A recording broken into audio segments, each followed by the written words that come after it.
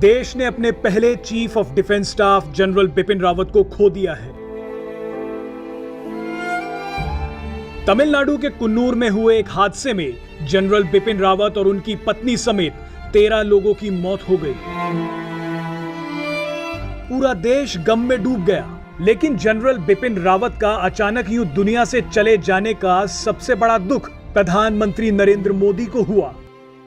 इस दुखद घटना के बाद प्रधानमंत्री नरेंद्र मोदी की अध्यक्षता में कैबिनेट कमेटी ऑन सिक्योरिटी यानी सीसीएस की एक बैठक भी बुलाई गई। इस बैठक में प्रधानमंत्री नरेंद्र मोदी, रक्षा मंत्री Rajnath Singh, national security advisor Ajit Doval और गृह मंत्री अमित शाह मौजूद थे। इन सभी के चेहरों पर दुख साफ देखा जा सकता है।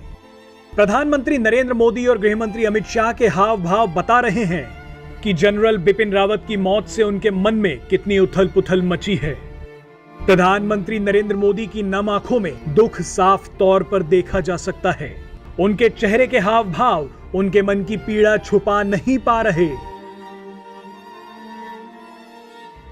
प्रधानमंत्री नरेंद्र मोदी ने अपने हाथों को इतना कसकर पकड़ रखा था कि मानो वो जनरल बिपिन रावत को किसी भी कीमत पर खोना नहीं चाहते। इस दर्दनाक हादसे की खबर मिलते ही प्रधानमंत्री नरेंद्र मोदी टूट गए थे। बीते सालों प्रधानमंत्री मोदी ने अपने कई करीबियों को खोया है, जिनमें अरुण जेटली, सुषमा स्वराज और मनोहर पर्रिकर भी शामिल हैं। ये सभी लोग प्रधानमंत्री मोदी के लिए उनके परिवार से भी बढ़कर थे। आपको बता दें कि प्रधानमंत्री मोदी जनरल बिपिन रावत पर काफी विश्वास करते थे। देश में साल 1999 से ही सीडीएस के पद की नियुक्ति की मांग उठती रही है। कई सालों के बाद जब नियुक्ति का वक्त आया तो प्रधानमंत्री मोदी को सबसे ज्यादा भरोसा जनरल बिपिन रावत पर ही था।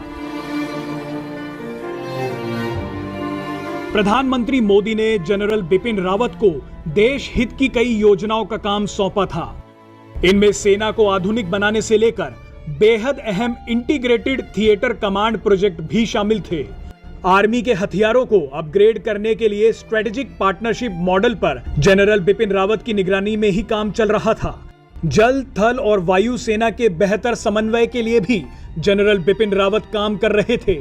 जनरल बिपिन रावत के यूं अचानक चले जाने के बाद अब प्रधानमंत्री मोदी को एक बड़ा झटका लगा है।